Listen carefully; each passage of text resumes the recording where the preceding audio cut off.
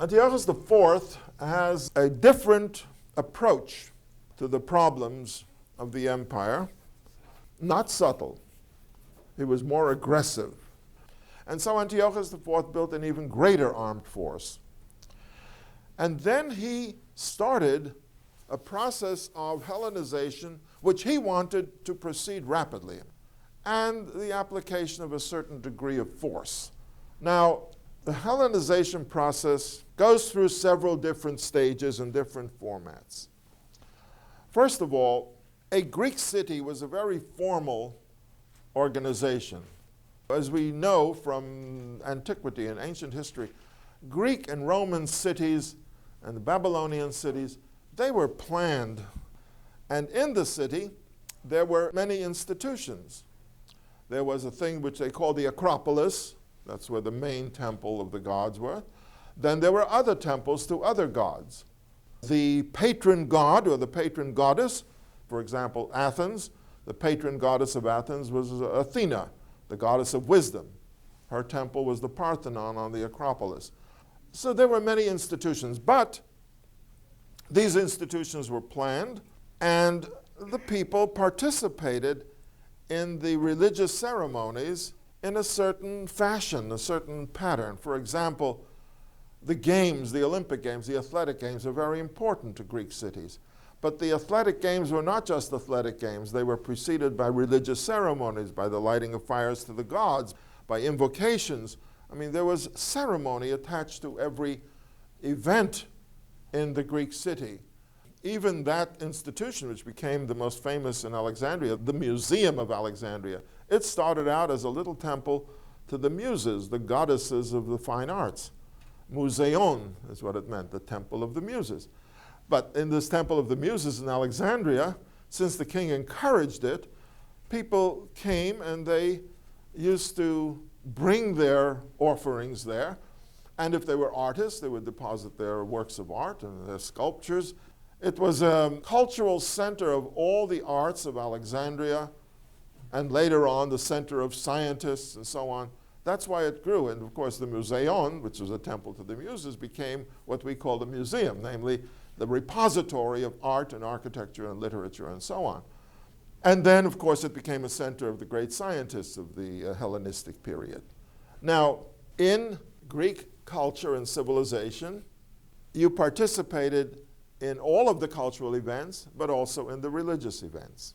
Now, under Antiochus IV, he insisted that all of the activities of the peoples in the empire should conform to the Greek form, and that included religious worship.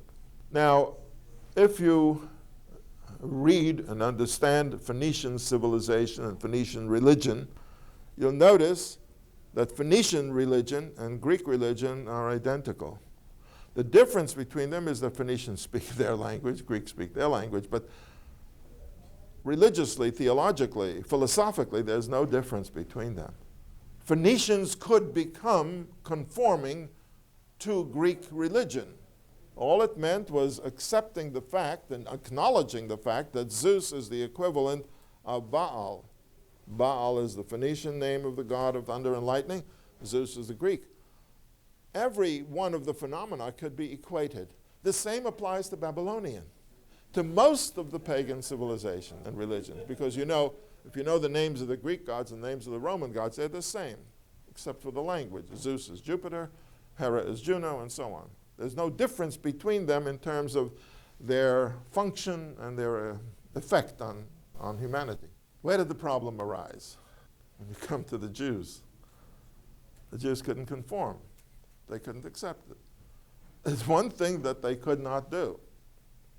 As Antiochus and his agents began to enforce this and compel the Jews, then you have a split within the Jewish community itself. There was a group of Jews, and I suppose their ideology went according to the following lines. The Greeks are the wave of the future. They are the advanced civilization. How could we resist this? I mean, the Greeks are the most modern people in the world. We know that. You read their philosophy and their science. This is the ultimate. Why should we resist it? Why can't we conform? Why can't we compromise? And this went so far that priests in the temple in Jerusalem decided that they could compromise with Greek religion and go along with it, even to the extent of us setting up what never existed in the temple in Jerusalem, and that is a statue. A statue to the god Zeus. Of course, the sculpture was made so that the face was the face of Antiochus IV, but that's not important, it's just incidental. The point is, there was a compromise, a syncretism that is joining the religions together and creating what many Jews felt was a paganization of Judaism. That is what started a rebellion among the Jews. When they realized, and what they said was the contamination of the temple in Jerusalem, a rebellion broke out. And this we call the Maccabean Rebellion. It's about 170 BC. You see, you have Israel is conquered in 199. We have the reign of Antiochus III. He is not as brutal or insistent as Antiochus IV, but then we have Antiochus IV coming to the throne, and then the troubles begin.